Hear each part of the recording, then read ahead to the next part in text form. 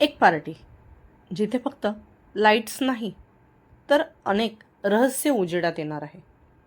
एक नाव जे आज पुन्हा उभं राहत आहे आणि एक नातं जे सगळ्यांसमोर अचानक उघड होणार आहे. पण या सगळ्या ग्लॅमरच्या मागे एक मन मात्र शांतपणे तुटत आहे. नमस्कार मित्रांनो, स्वागत आहे तुमचं दिलकशी भाग 77 मध्ये. या भागात आपण पाहणार आहोत कनकला सर्वांसमोर मिळणाऱ्या तिच्या दोन्ही आयडेंटिटी. पण याच भागात तुटणार आहे एका मुलीचं हृदय. एक यशाच्या आणि आनंदाच्या शिखरावर, तर दुसरी नात्याच्या कमकुवतपणामुळे स्वतःला हरवताना. जास्त काही न बोलता सुरू करूया आजच्या भागाला. ओ माय गॉडनेस, आज बॉसचं काही खरं नाही. बहुतेक तुला बघूनच हार्ट अटॅक येईल त्यांना. पार्टीसाठी कनक तयार होऊन खाली आली तशी तिच्याकडे बघत सोनालीने तिला कॉम्प्लिमेंट दिली. हार्ट अटॅक येईल म्हणजे? चांगली दिसत नाही का मी? बघ, मला वाटलंच होतं की हा कलर माझ्यावर चांगला दिसणार नाही, पण त्यांना कोण सांगेल, ते तर त्यांच्याच मनाचं करत असतात. तिचं बोलणं ऐकून तर सोनालीने खरंच तिचा हात 2 वेळेस तिच्या कपाळावर मारला. अगं वेडाबाई, मी म्हटलं खूप सुंदर दिसते आहेस, एवढी सुंदर दिसते आहेस की तुला बघून त्यांना हार्ट अटॅक येईल. म्हणजे तुझ्या चांगल्या न दिसण्याने नाही, तर सुंदर दिसण्याने हार्ट अटॅक येईल, सोनाली म्हणाली. तसं कनकने तोंड वाकडं करत डोळे फिरवले आणि तिच्याकडे बघितलं, तर ती काहीच तयारीत दिसत नव्हती. काय ग, तू का अशी बसली आहेस?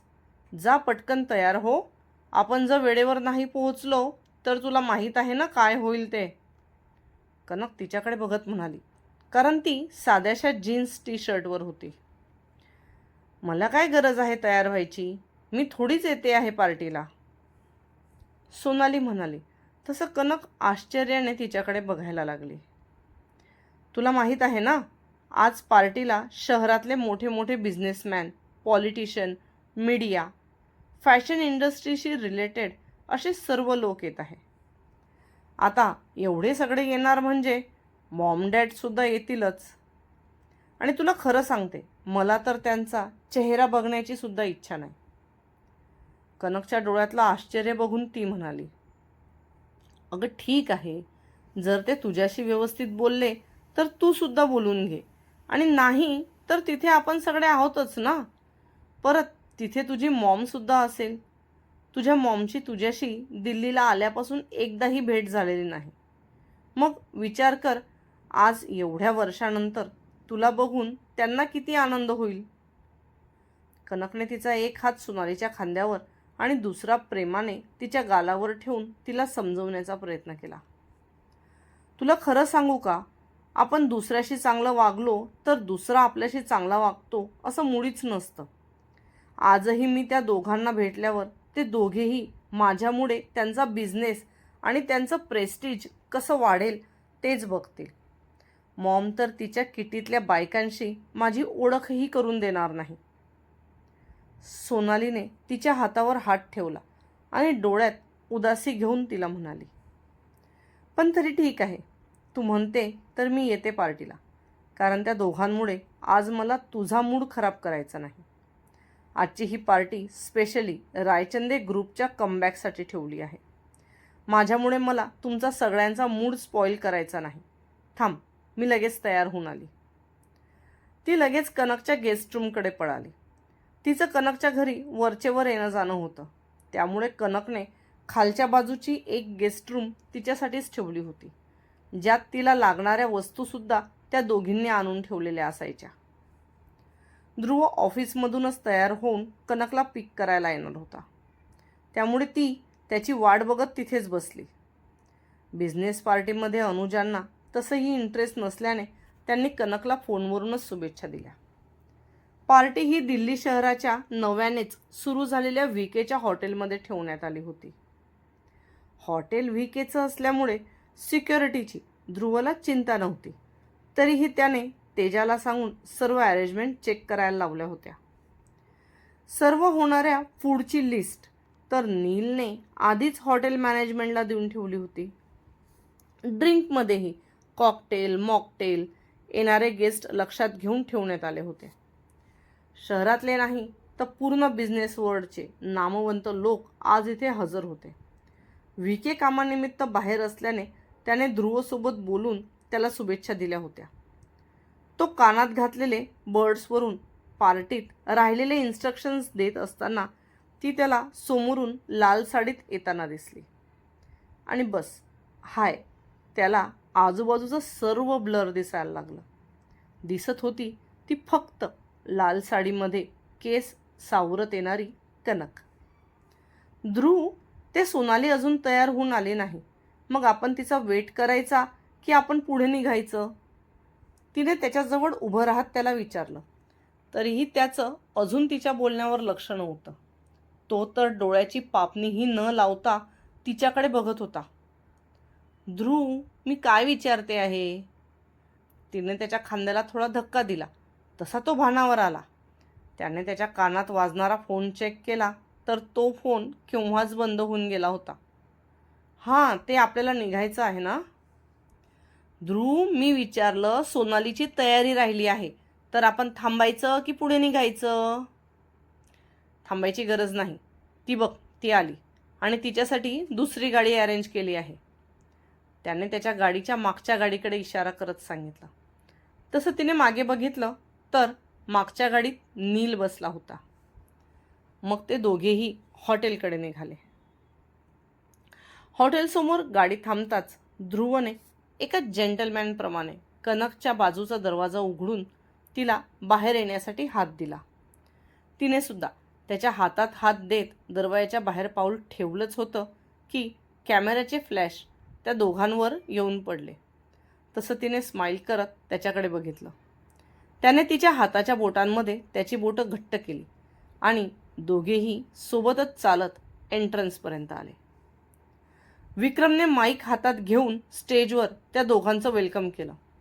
तसं ते दोघेही सोबत चालत स्टेजपर्यंत आले.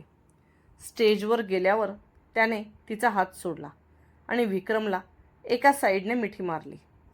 तसं विक्रमने त्याच्या हातातला हेडबँड माईक ध्रुवच्या हातात दिला आणि स्टेज सोडलं. ध्रुवने हेडबँड सेट करत त्याच्या रुबाबात बोलणं सुरू केलं. तेवढ्यात नीलसुद्धा येऊन त्याला जॉईन झाला. थोड्या वेळात त्यांनी रायचंदे ग्रुपचं पुन्हा एकदा कमबॅकची घोषणा केली. त्यासोबतच रायचंदे ग्रुप हा सनशाईन इंडस्ट्रीत मर्ज होत असल्याचीही घोषणा केली. नीलने ध्रुवची साथ देत सनशाईन आणि रायचंद्रे एकत्र येऊन जे काही मोठे प्रोजेक्ट सुरू करणार आहेत त्याबद्दल थोडक्यात माहिती दिली. त्यानंतर ध्रुवने कनकला खुणावले. तशी ती त्याच्या जवळ येऊन उभी राहिली. आता सर्वांसमोर तिला स्वतःची ओळख सांगायची होती.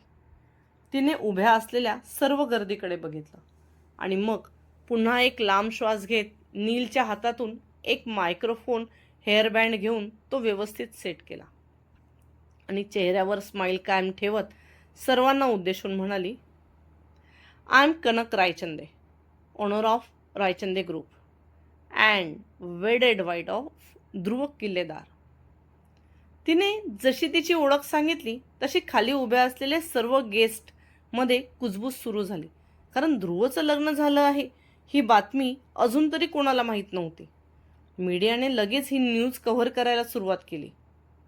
हो, मी मिसेस कनक ध्रुव किल्लेदार. मला तुम्हाला हे सांगण्यास मनापासून आनंद होतो आहे की रायचंदे ग्रुप जो इतक्या वर्षापासून बंद होता तो हळूहळू तिने तिचा बिझनेस, तिची मार्केटिंग कशी इफेक्टिव्ह राहील हे तिथे उभ्या असलेल्या सर्वांना सांगितलं. तिच्या बोलण्याचं स्किल आणि तिचा कॉन्फिडन्स पाहून उभ्या असलेल्या ज्या लोकांना तिचा किल्लेदार असण्यावर शंका होती ती शंकासुद्धा तिने मोडीत काढली. थोड्याच वेळात तिचं बोलणं संपलं तसं नीलने आणि ध्रुवने एन्जॉय द पार्टी असं म्हणत शॅम्पेनच्या बॉटल उघडल्या. हळूहळू स्टेजवरून सर्व खाली आले. तसे सोनालीसुद्धा त्या सर्वांना जॉईन झाली. कनक आणि सोनाली बऱ्याच बिझनेसमॅन लोकांना ओळखत असल्याने त्या त्यांच्याशी बिझनेसवर चर्चा करू लागल्या. काही लोक काही त्यांच्या बिझनेसच्या नवीन आयडियाज, काही नवीन प्रोजेक्ट त्यांच्याशी डिस्कस करू लागले. ध्रुव आणि नील तर केव्हाच तिथून बाजूला चालू असलेल्या नवीन प्रोजेक्टवर डिस्कस करण्यात गुंतले होते. Hi miss Sonali. कनक कोणाशी तरी बोलण्यात व्यस्त असताना सोनालीला मागून आवाज आला. तसं तिने टर्नकडून पाहिलं तर अमन हातात ड्रिंकचा ग्लास घेऊन तिच्याकडे एक भुवई उंचावत बघत होता. हाय, माझं तर लक्षच नव्हतं तुमच्यावर. सोनालीने सुद्धा त्याला ग्रीट केलं. तुझं म्हणणं पण बरोबर आहे. आज तर सगळ्यांकडे तुम्हीच दोघी चमकत आहात म्हटल्यावर सर्वांच्या नजरा तुमच्यावरच असतील. त्यामुळे तुम्हाला इकडे तिकडे बघायला थोडीच वेळ मिळणार आहे. तो तिला मिश्किलपणे म्हणाला. तशी ती लाजली आणि ती लाजताच इथे अमनच्या हृदयाची धडधड मात्र वाढली. त्याने त्याचा एक हात हृदयावर ठेवून मनातच म्हटले, नाही अमन, हे फक्त पिक्चरमध्ये होतं. मग मला का धडधड वाढल्यासारखं वाटतं आहे? मग तुम्ही इथे. ती बोलतच होती की अमनजवळ एक मुलगी येऊन त्याला ग्रीट करत हसून हसून बोलू लागली. तो सुद्धा चेहऱ्यावर छानशी स्माईल ठेवत तिच्याशी बोलत होता. ती मुलगी बोलता बोलता केव्हा त्याच्या जवळ जाऊन उभी राहिली आणि सोनाली दूर झाली हे सोनालीला आणि त्यालाही कळलं नाही. त्या दोघांना बघून नकळत सोनालीच्या डोळ्यात पाणी दाटून आलं आणि तिने चेहरा फिरवून घेत तिथून थोड्या अंतरावर जाऊन उभं राहणं योग्य ठरवलं. सोनाली चालत पुढे आली. तिला ओळखणाऱ्या लोकांना बघितल्यावर ती स्माईल पास करायची आणि अजून पुढे जायची. पण एका ठिकाणी जाऊन तिची पावलं आपोआप थांबली, कारण समोर तिचे मॉम डॅड काही बिझनेसमॅन लोकांशी बोलताना तिला दिसले. तिच्या मॉमचं तिच्याकडे लक्ष गेलं. तसं तिने सुद्धा आशेने तिच्या मॉमकडे बघितलं, पण तिच्या मॉमने मात्र लगेच नजर फिरवून घेतली. आता मात्र सोनालीला तिथे थांबणे कठीण झाले आणि ती पळत त्या लॉनच्या बाहेर गेली. आतमध्ये तिचा जसा श्वास गुदमरत होता. बाहेर आल्यावर मोकळ्या वातावरणात तिला जरा बरे वाटलं. तिथे जवळ तिला एक बेंच दिसला. तसं ती जाऊन त्या बेंचवर बसली.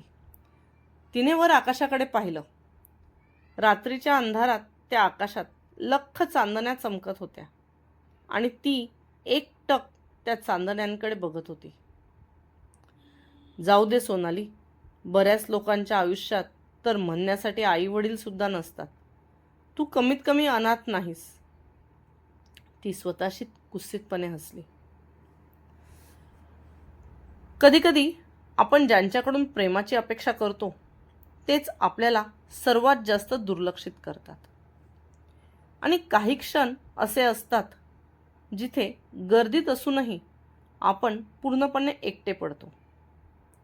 अमनच्या आयुष्यात सोनालीचं स्थान नेमकं काय आहे? कनक आणि ध्रुवचं हे नातं पुढे काय वळण घेणार? आणि सोनाली, ती पुन्हा स्वतःला सावरू शकेल का?